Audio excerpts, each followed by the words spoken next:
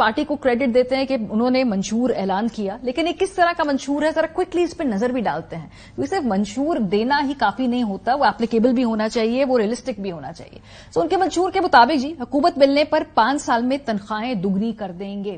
یہ IMF کیسے الاؤ کرے گا, یہ بھی ایک بڑا اہم سوال ہے.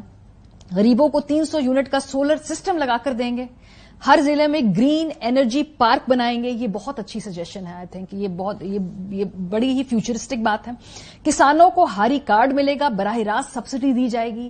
یہ کیسے ہوگا, اگین IMF یہ کیسے الاؤ کرے گا, یہ ایک اہم سوال ہے.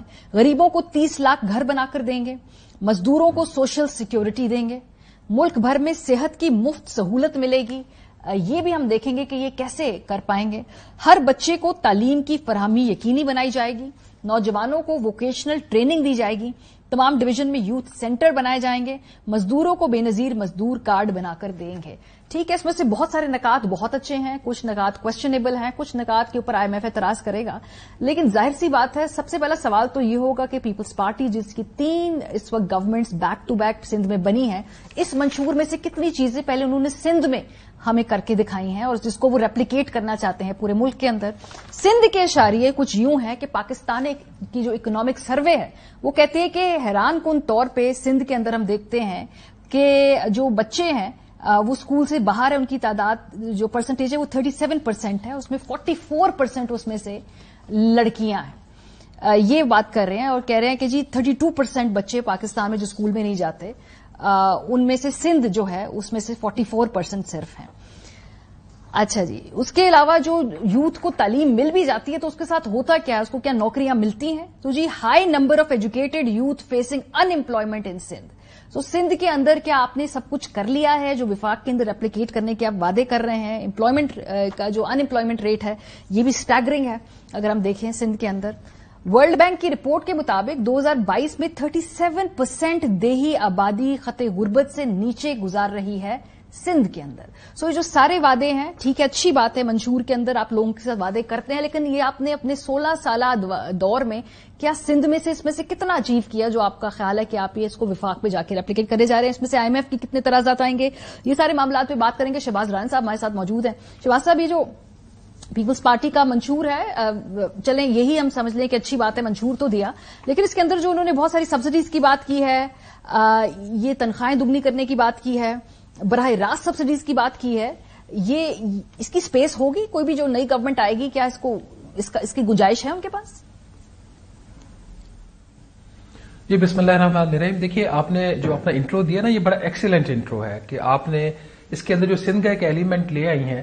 دیکھیے اس وقت اگر کسی کے پاس پیسہ ہے تو وہ صوبوں کے پاس ہے, وفاق کے پاس بالکل پیسہ نہیں ہے. جو چاروں صوبائی حکومتیں ہیں وہ ان کی اپنی مس مینجمنٹ ہے, جیسے ابھی پنجاب میں ہو رہا ہے وہ ڈیفیسٹ میں چلے گئے, یا خیبر پختونخوا جو PTI کے ٹائم سے ڈیفیسٹ میں تھا وہ مس مینجمنٹ ہے. لیکن کتابوں کے اندر جو صوبائی حکومتیں ہیں ان کے پاس کیش سرپلس ہے اور وفاق جو ہے وہ خسارے میں چل رہا ہے. تو آپ نے صحیح کہا کہ 3 حکومتیں تو یہ صوبے کے اندر چلا چکے ہیں. تو اگر وہاں پہ یہ اپنا منشور امپلیمنٹ نہیں کر پائے جہاں پہ کیش سرپلس میں ہے, تو یہ وفاق میں کیسے کریں گے؟ تو یہیں سے ساری جو ٹون ہے وہ سیٹ ہو جاتی ہے. اب 2-3 چیزیں اگر اس کے اندر آپ دیکھ لیں. نمبر 1, اگر اوور آل آپ منشور کو دیکھیں تو یہ ایک ایسا ان کی ایک اٹیمپٹ ہے کہ جو ووٹرز ہے اس کو اپیز کرنے کی ایک کوشش ہے.